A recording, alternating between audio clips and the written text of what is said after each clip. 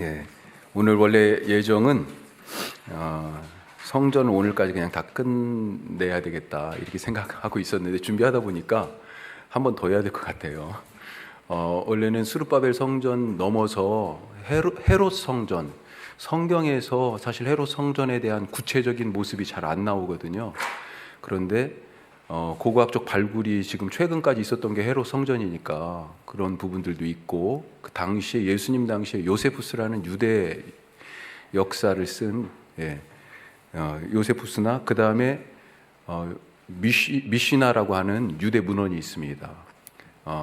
성경의 주석을 단 것, 유대인들이 직접 구약 성경의 주석을 단 건 미드라시라고 하는 게 있고, 미시나는 예수님이 돌아가시고 그 다음에 유대가 완전히 로마에 의해서 멸망한 때가 주후 70년이잖아요.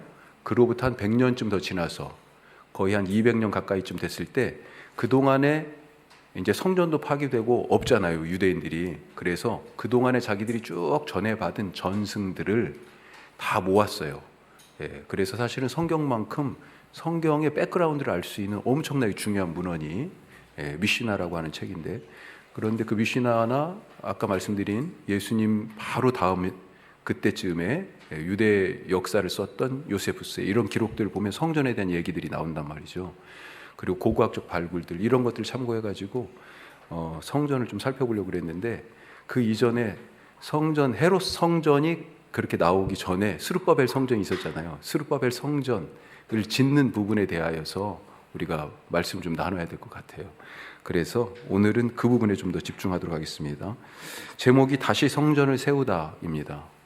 그러니까 첫 번째 성전이 있었던 거죠. 첫 번째 성전이 솔로몬의 성전이라고 불려지는 성전이죠. 그 앞에는 우리가 광야에서부터 지었던 텐트, 성막이고요. 자, 아시다시피 솔로몬의 성전은 하나님과의 약속을 깨트린 백성들의 그 불순종으로 말미암아 하나님이 심판하셨어요. 그 사이에 여러 번 기회가 있었습니다. 수많은 하나님의 종, 선지자들을 보내셨고, 그리고 어떤 왕들은 영적 갱신 운동을 했어요. 예를 들면 히스기야나 요시야 같은 왕들. 그래서 다시 하나님의 말씀으로 돌아가고 예배를 회복하자, 우상을 철폐하고 산당을 제거하고, 그래서 온 땅을 새롭게 하는 그런 영적 갱신 운동들을 한 번씩 했지만 그때뿐이었어요. 히스기야 같은 경우는 그 아들이 므낫세예요. 므낫세는 유다 왕 중에서 제일 오래 통치했어요. 55년. 그런데 히스기야가 그렇게 강력한 개혁 군주 중에 하나였음에도 불구하고 그의 아들 요시야는 가장 나쁜 놈이었어요. 아버지가 했던 영적 갱신 운동을 완전히 다 뒤집었잖아요. 그런 모습들이 계속 있어서 결국은 하나님께서 참고 기다리시다가 결국은 심판하게 되는 그런 지경에 이르렀습니다. 결국 하나님께서 다윗의 왕위를 그 자손들에게 영원히 이어가시겠다 하신 다윗과의 약속, 그게 사무엘하 9장에 나와 있습니다. 그 사무엘하 9장에 나와 있는 다윗 언약이 결국은 하나님 쪽에서 먼저 깬 게 아니라 다윗의 후손들 쪽에서 먼저 깼기 때문에 왕위가 결국은 끊어지게 됐고, 솔로몬의 지은 성전에 하나님께서 임재하셨는데 예전에 성막에 임재하신 것처럼, 그런데 그 임재가 상실됐어요. 우리가 지난 시간에 그걸 배웠지 않았습니까? 에스겔 이야기하면서 하나님께서 동쪽으로 떠나시는 것, 동쪽 문으로 나가시는 것을, 그래서 감람산 너머로 가는 문지방에 먼저 올라셨다가 그래가지고 성경내를 지나서 그 다음에 감람산까지 이제 가서 결국은 성전을 떠나시는 하나님에 대한 환상을 에스겔이 보았습니다. 하나님이 안 계신 이 솔로몬의 성전, 무슨 의미가 있어요? 떠나실 수밖에 없었죠. 왜요? 제사장들이 거기서 이집트의 신들을, 1월 성신을, 그 다음에 가나안의 신들의 우상을, 그런 것들을 섬기고 하나님께 드리는 번제단이 아니라 다른 신들에게 바치는 제물을 드려가면서, 그게 성전에서 그런 일들이 일어나요. 하나님이 구역질이 나서 견딜 수가 없는 거죠. 질투의 하나님이라고 그러셨잖아요. 결국은 참다 하나님이 나가신 거예요. 그러니 이 하나님의 집 성전이 어떻게 돼요? 더 이상 성전이 아니다. 그래서 바벨론 왕 느부갓네살에 의하여서 결국은 성전이 완전히 가루가 형체가 알 수 없을 만큼 그렇게 파괴가 됐습니다. 예루살렘 성과 더불어서. 자, 그때 성전이 파괴되고 유다가 망할 때 그때 선지자가 누굽니까? 예레미야죠. 예레미야가 예고했어요. 뭘 예고했습니까? 망한다 이러다가. 한두 번 얘기한 것도 아니에요. 그리고 유일하게 살 길은 하나님의 심판을 받아들이고 바벨론에게 항복하는 길이다. 그래서 예레미야를 매국노라고 하지 않았습니까? 그런데 심판만 예언한 게 아니에요. 울면서 예언한 예레미야 예언 중에는 70년 후에 귀환한다 라고 하는 희망도 같이 선포가 되었습니다. 자, 그 희망이 드디어 이루어져요. 자, 1번 보시면 바벨론 포로들이 귀환하죠. 누구의 예언 성취예요? 그렇죠. 예레미야의 예언이 성취되는 것입니다. 거기 예레미야 29장 말씀 보시죠. 같이 읽겠습니다. 여호와께서 이와 같이 말씀하시니라. 바벨론에서 70년이 차면 내가 너희를 돌보고 나의 선한 말을 너희에게 성취하여 너희를 이곳으로 돌아오게 하리라. 아멘. 이미 일어나지 않은 몇십 년 후의 일을 얘기했어요. 이건 인간적인 지혜로 할 수 있는 게 아니고 하나님이 보여주시는 것을 말하고 넣어주시는 말씀을 선포하는 거죠. 자, 이 25장에 예레미야 25장에는 이런 말씀도 있습니다. 25장 12절에 여호와의 말씀이니라 70년이 끝나면 내가 바벨론의 왕과 그의 나라와 갈대아인의 땅을 그 죄악으로 말미암아 벌하여 영원히 폐허가 되게 하리. 돌아오게 하시는데 사로잡고 있는 자의 힘이 없어야 되잖아요. 바벨론이 끌고 갔는데 바벨론이 심판을 받는다라고. 야, 이게 상상할 수 있는 일이겠어요? 마치 우리가 일제시대 때 일본은 망할 거야. 1920년대를 살아가는 분들이 일본은 망할 거야. 이것에 대한 신념을 확실하게 갖고 있는 그런 모습이나 비슷해요. 그때 20년 되니까 앞으로 25년은 더 있어야 돼. 일제가 망하려면. 사람이 25에서 50살 될 때까지 아무 일도 안 일어나는 거예요. 오히려 더 심하면 심했지. 조선이라는 나라가 다시 한번 역사 속에 등장한다? 이거 꿈이나 꿀 수 있는 얘기예요. 그런데 지금 그 무시무시한 바벨론, 아무도 당연하지 못하는 바벨론이 심판당한다고 얘기하잖아요. 그리고 그 횟수가 70년으로 얘기하지만 그 횟수가 차서 결국은 하나님이 이 바벨론을 벌하셔서 우리는 돌아오게 된다. 그리고 그 말이 예언이 정말로 이루어집니다. 바벨론이 역사 속에서 순식간에 사라졌습니다. 몇십 년 만에. 이 유다를 멸망시킨 때가 주전 587년, 586년이에요. 그런데 바벨론이 망한 때가 언제예요?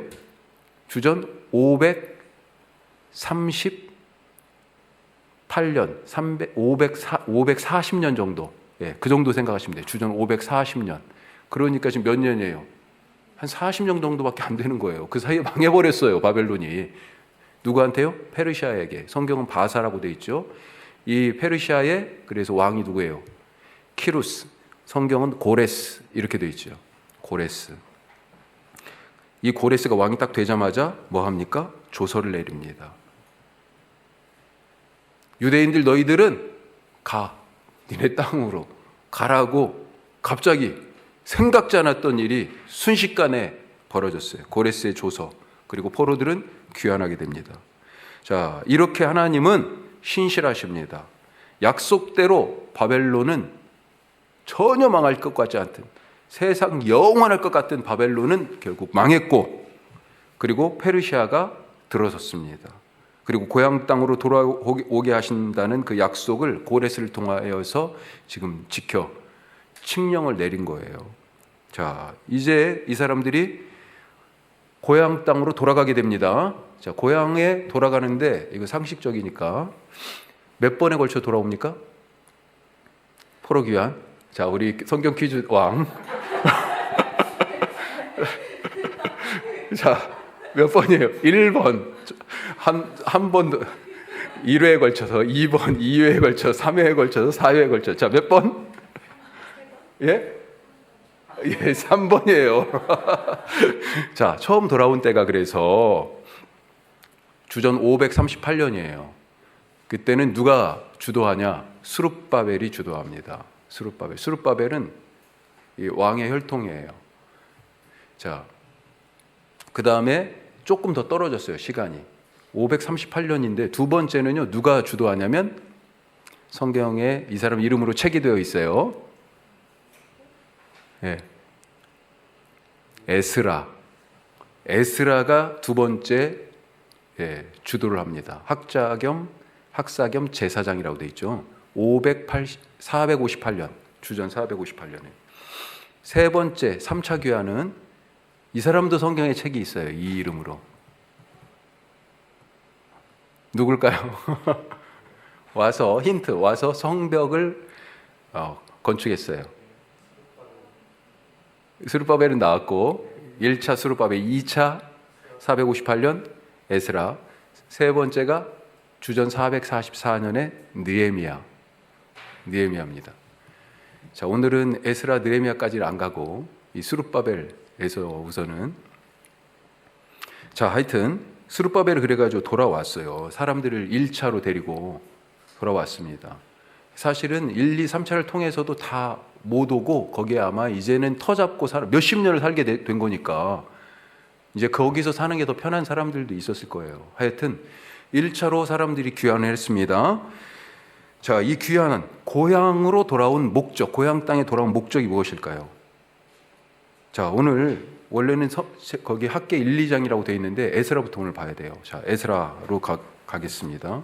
에스라 1장 2절 3절 목적이 나와 있어요. 에스라는 6장까지가 이 1차 귀환에 대한 얘기예요. 주인공이, 책 이름은 에스라지만 주인공이 스룹바벨이에요. 그렇게 생각하시면 되겠어요. 그리고 성전 재건이 주제입니다. 그 이후에 7장에 드디어 에스라가 등장해요. 2차 귀환이 거기 써 있는 겁니다. 자, 내용을 보시면 왜 고향으로 돌아오겠어요? 고레스가 조서를 써가지고 너희들 고향으로 가라고 한 목적이 뭡니까? 자, 1장 2절 3절 같이 보죠. 바사왕 고레스는 말하노니 하늘의 하나님 여호와께서 세상 모든 나라를 내게 주셨고 나에게 명령하사 유다 예루살렘에 성전을 건축하라 하셨나니, 동그라미 성전을 건축 밑줄. 예. 자, 3절 같이요. 이스라엘의 하나님은 참 신이시라. 너희 중에 그의 백성된 자는 다 유다 예루살렘으로 올라가서 이스라엘의 하나님 여호와의 성전을 건축하라. 그는 예루살렘에 계신 하나님이시라. 자, 성전을 건축하라. 또 밑줄. 목적이 뭐라고요? 왜 돌아가라고 한 거예요? 성전 건축하래요. 누가요? 고레스가, 페르시아 왕이. 엄청난 얘기 아닙니까? 그러면서 마지막 끝에 여기 뭐라고 그래요? 3절 끝에 그는 여호와 하나님을 두고 예루살렘에 계신 신이다. 예루살렘의 신이 바로 여호와야. 여호와를 위해서 너희들 성전 건축해. 자, 그러면서 그걸로 그냥 그친 게 아니고 추가적인 지시를 합니다. 1장 4절 보면 뭘 해요? 물적 지원을 하라고 그래요. 예. 거기에 머물러 사는 은과 금, 그 밖에 물건과 짐승 다 도와주고, 예, 그 다음에 또 예물을 기쁘게 또 드리고, 그리고 무슨 일이 있습니까? 뒤쪽으로 쭉 내려오면 성전 기물도, 자, 1장 뒤쪽으로 가면 8절 이후에 자, 뭐라고 돼 있어요? 성전 기물들, 그동안에 예전에 느부갓네살이 뺏어온 거 있잖아요. 성전에서 쓰는 금, 은, 접시, 그릇, 뭐 이런 것들을 다 주라는 거예요, 다. 예. 성전 기물을 반환한. 그래서 예루살렘 성전에서 성전을 짓고 예배 드릴 수 있도록 하기 위해서.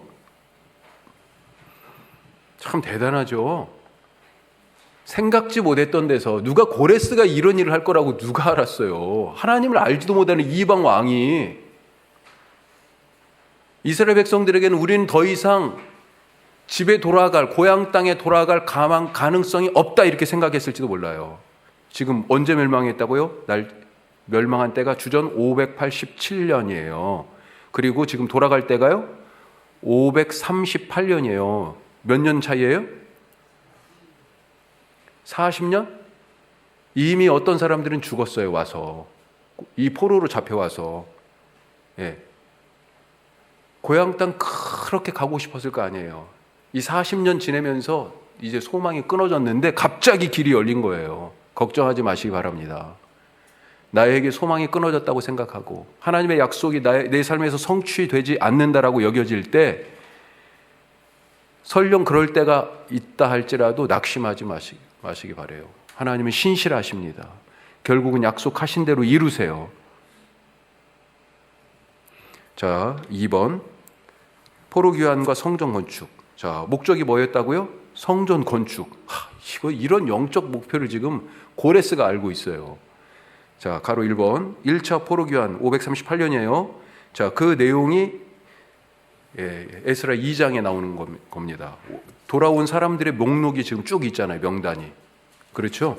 자, 그게 2장 말씀이고 이때 누가 지도자예요? 총독으로 세워진 스룹바벨 써주시고 2명의 지도자가 있어요. 또 하나는요, 대제사장 역할을 하는 대제사장 여호수아예요. 이름이 조금씩 다르게 나와요. 그런데 여호수아로 그냥 하셔도 돼요. 예수아로도 나오고. 예, 그런데 여호수아, 스룹바벨과 여호수아. 자, 이 사람들이 이제 인도해가지고 리더가 돼서 스룹바벨과 여호수아가 리더가 돼서 이 사람들이 이끌고 지금 왔습니다. 와서 가장 먼저 하는 일이 뭐냐? 3장 2절에 있어요. 뭘 만들었을까요? 자, 거기 요사닥의 아들 예수아라고 나오죠. 여호수아예요. 자, 뭘 만들었어요? 스룹바벨과 그의 형제들이 다 일어나 이스라엘 하나님의 제단. 이 제단이 뭐예요? 번제단이에요. 왜? 뒤에 보니까 제단을 만들고 번제를 드렸다고 돼 있잖아요. 그렇죠? 번제단입니다. 성전 없는데 우선 제단을 먼저 만들었어요. 그리고 희생제사를 다시 드리기 시작한 거예요. 예, 예배를 먼저 드렸습니다. 건물은 없어도. 그 정신이 바로 우리에게도 사실 필요한 거 아니에요? 그렇죠? 예, 건물이 중요한 게 아니고 예배하는 그 사람이 중요한 거잖아요. 자, 그리고 나서 3장 8절에 보면 드디어 이제 성전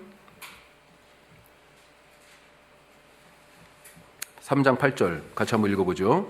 예루살렘에 있는 하나님의 성전에 이른 지 2년 둘째 달에 스알디엘의 아들 스룹바벨과 요사닥의 아들 예수아와 다른 형제 제사장들과 레위 사람들과 무릇 사로잡혔다가 예루살렘에 돌아온 자들이 공사를 시작하고 그렇게 되어 있습니다. 그리고 레위 사람들로 하여금 성전 공사를 감독하게 했다. 그렇게 되어 있어요.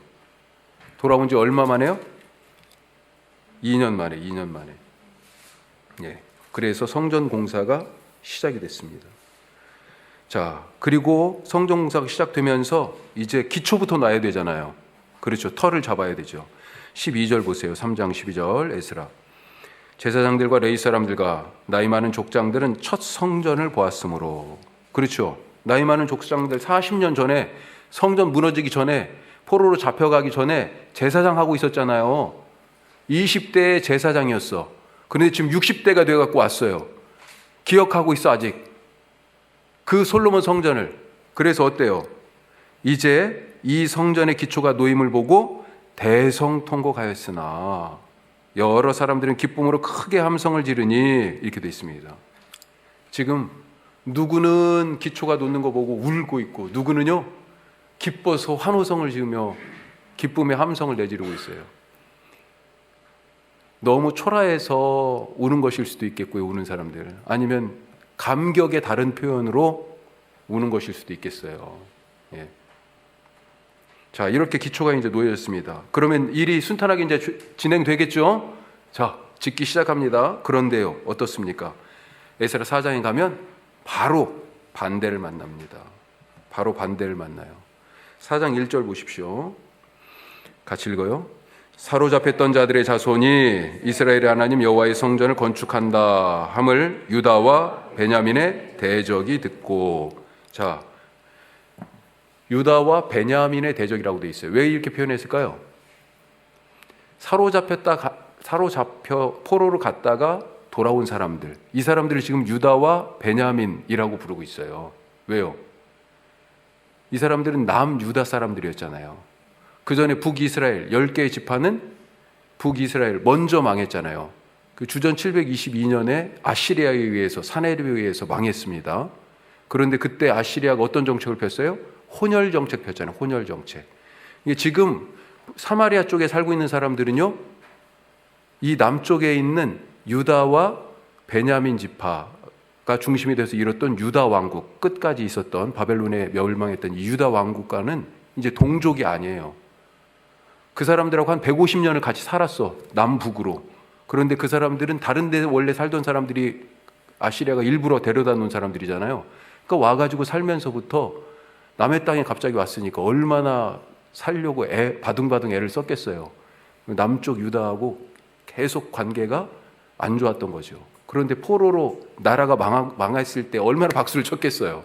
근데 포로로 잡혀갔다가 다시 돌아왔는데 그 사람들의 구심점이라고 할 수 있는 성전을 지금 짓겠다고 하잖아요. 그러니까 신경이 얼마나 곤두서겠어요. 그래서 이 유다와 베냐민, 포로로 잡혀갔던 사람들, 귀환한 이 사람들을 지금 대적하고 성전을 못 짓게 회방하는 것입니다. 자, 그 대표적인 사람이 누구예요? 예, 뭐 이름까지 뭐 굳이 알 건 없고 8절에 보면 나오죠. 르훔과 심세라고 이렇게 이름이 나오는데, 하여튼 이 페르시아의 왕, 지금 여기 아닥사스다가 나오는데 아하수에로에게 조서를 올립니다. 이 사람들 지금 큰일 날 짓 하고 있습니다 라고 하면서 조서를 올려서 성전 건축을 방해해요. 자, 어떤 식으로 모함하냐? 4장 13절 한번 보세요. 우리 같이 한번 읽어보겠습니다. 13절. 이제 왕은 아시옵소서. 만일 이 성읍을 건축하고 그 성곽을 완공하면 저 무리가 다시는 조공과 관세와 통행세를 바치지 아니하리니 결국 왕들에게 손해가 되리이다. 뭐 이런 식으로 얘기해요. 일어나지도 않을 일을 갖다가 엄청 부정적으로 묘사하고 반역할 거라고 지금 얘기하는 거잖아요. 그걸 지금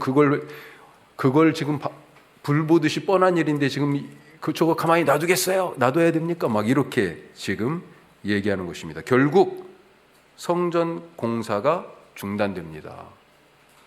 기초는 놨는데 제대로 지금 짓지 못해요. 자, 4장 23절 보세요. 아닥사스다 왕이 그래서 조서를 내립니다. 그 초본이 르훔과 아까 서기관 심세에게 전달된다고 그랬죠. 자, 그래서 예루살렘으로 급히 가서 유다 사람들을 보고 권력으로 억제하여 그 공사를 그치게. 야, 니네 여기 황제께서 중지하래. 그러면서 중지시켜버렸어. 힘으로 눌러가지고. 자, 이렇게 시간이 어느 정도 지났냐? 16년 정도가 지났습니다. 16년. 자, 아까 538년에 귀환했다고 그랬죠. 그리고 2년 정도 후에 기초를, 지금 성전 기초를 놨어요. 536년. 그리고 16년이 지났으니까 520년이에요. 주전 520년. 자, 이때쯤에 누가 등장해요? 학개가 등장합니다. 선지자 스가랴가 등장해요. 자, 학개와 스가랴가 5장에 나와요. 그래서 5장 1절 같이 봅시다. 선지자들 곧 선지자 학개와 이또의 손자 스가랴가 이스라엘의 하나님의 이름으로 유다와 예루살렘에 거주하는 유다 사람들에게 예언하더니. 자, 뭐라고 예언해요? 누가 한번 2절 크게 한번 읽어주실래요? 이에 살디엘의 아들 스룹바벨과 요사닥의 아들 예수아박이 일어나 예루살렘에 있던 하나님의 성전을 다시 건축하기 시작하며 하나님의 선지자들이 함께 있어 그들을 돕더니. 아멘.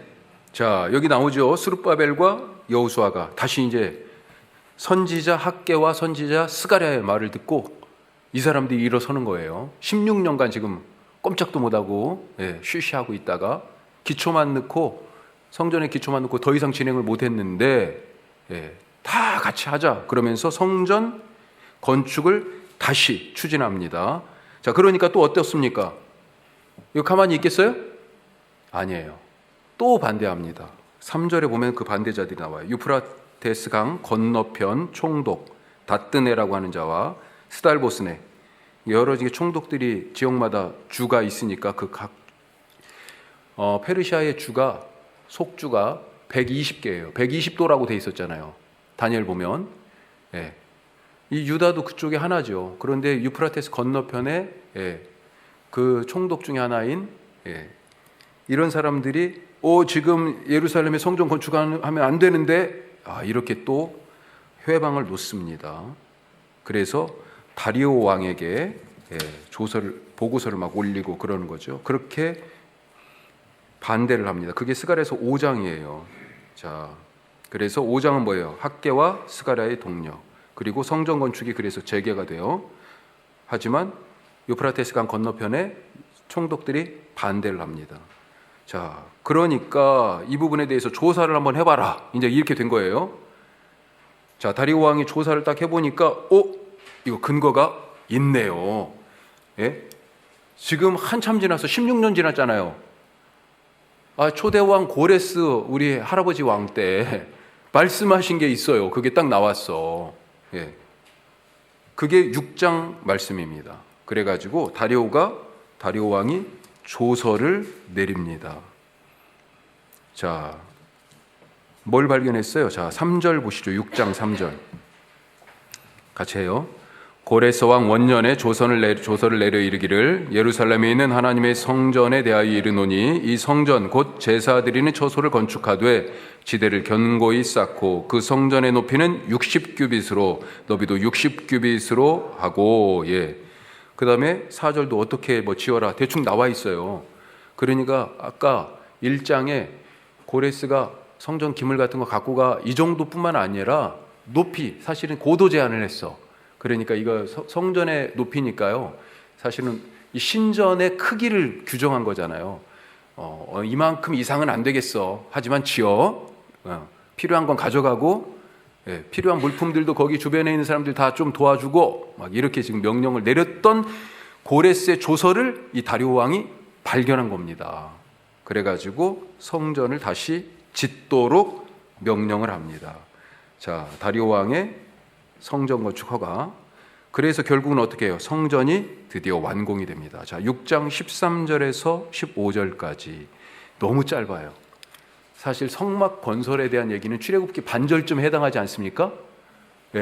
열왕기도요 몇 장을 할애해가지고 성전 건축에 대하여 솔로몬 성전 얘기를 하잖아요. 그런데 제2 성전, 이 스룹바벨 성전은 3절밖에 안 돼. 3절.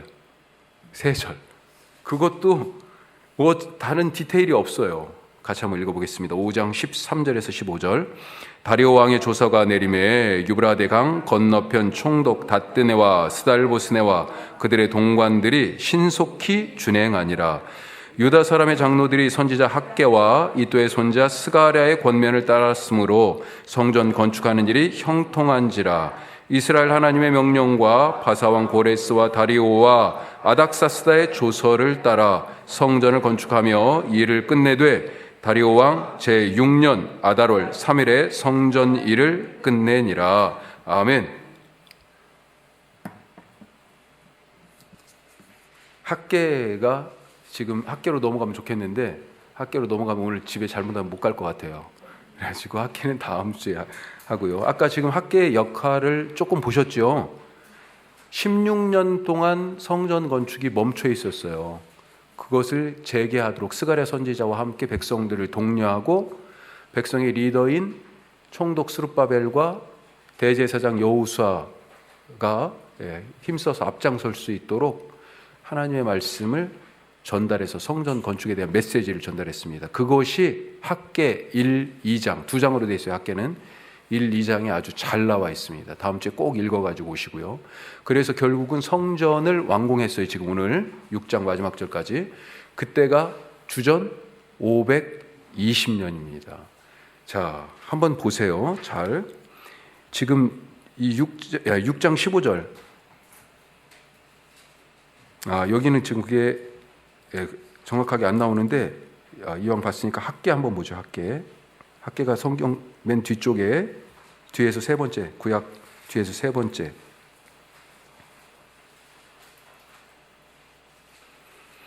자, 이때 성전 다시 지어라고 얘기한 게 다리오 왕이잖아요. 학계 1장 1절 보세요. 언제입니까? 다리오 왕 제2년 여섯째 달, 그 달 초하루. 자, 제2년 6월 1일이에요. 이때 학계가 지금 성전 지금 다시 지어야지라고 하는 하나님의 말씀을 전하는 겁니다. 그리고 성전을 다시 짓게 됐어요. 자, 그때 완공한 때가 어디 나오냐? 1장 마지막 절에 나와요. 학계 1장 15절 같이 해요. 그때는 다리오 왕 제2년 여섯째 달 24일이었더라. 야, 이게 무슨 얘기예요? 얼마 걸렸어요? 한 달도 안 걸렸어요. 한 달도. 그러니까 사실 기초 놓고 조금 어느 정도까지 올라갔는지 모르겠지만 한 달도 안 걸려서 지었다. 여러 가지 생각할 수 있습니다. 그만큼 사실은 쉽게 빨리 지을 정도니까 크지 않았던 거예요. 예. 적당히 지어졌을 필요한 부분들만. 솔로몬의 성전은 성소와 지성소 말고도 그 주변으로 3층으로 방이 있었잖아요. 그렇죠? 앞에 현관에는 보아스와 야긴이라고 하는 막 이만한 큰 놋기둥이 있었잖아요. 이런 것들 없었을 것 같아. 그렇죠? 그냥 소박한 현관에 딱 들어가면 떡상, 메노라, 그 다음에 향단 놓을 정도의 사이즈를 맞췄겠죠. 그 다음에 그 안에 언약궤를 놓는 지성소 이 정도. 그런데 사실은요, 다음 주에 말씀드릴 거지만 언약궤 언급이 그 이후로 없어요. 언약궤에 대한 언급이 없어. 예. 나중에 로마에 의해서도 성전이 2번이나 크게 침탈당합니다. 그런데도 불구하고 언약궤 얘기가 없어요. 예. 마지막으로 침탈당한 게 AD 70년에 티투스 장군이 완전히 이제 예루살렘을 끝내버리잖아요. 성전도 성벽도. 그때 전리품으로 들고 간 게 뭐냐? 메노라를 들고 왔어요. 이 촛대를. 그게 로마의 티투스의 개선문에 있다고 그러잖아요. 지난번에도 말씀드렸는데 티투스의 개선문. 그 티투스의 개선문 아치에 보면 안쪽에 그때 이 메노라를 들고 가는 모습이 부조로 붙어 있어요. 또 한 가지는 떡상 들고 가는 모습이 그걸 갖다가 성전에서 꺼내가지고 들고 가는 모습이 있는데 언약궤는 없어. 거기도 언약궤 언급이 바벨론에 의해서 유다가 망할 때 성전도 파괴되면서 언약궤 행방이 그때부터 묘연해요. 또 이렇게 또 꼬리에 꼬리를 물고 여기 가져왔네. 자, 다시 성전을 세우다. 오늘 성전을 다시 세웠습니다. 다시 세워야 되죠.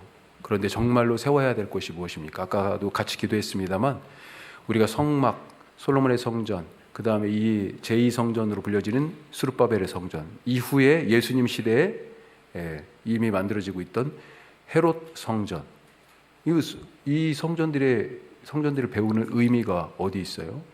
결국은 참 성전이신 예수 그리스도와 더불어서 지어져가는 우리 자신의 삶이 바로 하나님이 거하시는 성전이다라고 하는 것을 우리가 배우기 위해서 그렇지 않습니까? 하나님의 임재가 없는 건물은 아무 소용없어요. 하나님의 임재가 없는 사역은 그건 서로 이름 내는 사역이고요. 성과는 혹시 날지 모르겠습니다. 그것 때문에 착각하면 안 돼요. 예. 하나님의 임재가 없는 나의 삶, 우리 가정, 내 일, 우리 공동체, 가장 중요한 것은 성막과 성전을 배우는 데 있어서 가장 중요한 것은 하나님이 그 안에 머물러 계시는 것이다. 언약궤가 없으면 어떻습니까? 하나님의 영이 함께한다고 학계에서 계속 말씀하고 계세요. 너희들 언약궤 잊어버렸지? 하지만 걱정하지 마. 이제 제 상상력의 말씀인데 걱정하지 마. 이 성전이 솔로몬 성전보다 비하면 너무 초라하지? 하지만 걱정하지 마. 내가 너희와 함께 할 거야. 학계에서 계속 그렇게 말씀하세요. 다음 주에 학계 말씀 꼭 읽어갖고 오시기 바랍니다. 예. 기도하겠습니다. 오늘 이 말씀 생각하면서 주님이 머물러 계시는 하나님의 영이 거하시는 그런 나의 삶, 나의 생각, 우리 가정, 우리 교회, 무엇보다도 이 나라 하나님이 통치하여 주시옵소서. 우리 다 같이 특별히 나라를 위하여서 기도하시고요. 내 삶이 성전된 삶, 하나님의 임재가 있는 삶 되게 하시고, 우리 공동체가, 우리가 하는 일이 그렇게 하나님이 기뻐하시는 교회된 일, 성령 충만한 사역 되게 하옵소서. 이 나라가 바로 그런 나라 되게 하시고, 또 우리 슬픔 당한 가정, 우리 또 조성희 성도님 어머님 위해서도 같이 함께 기도합시다. 기도하겠습니다.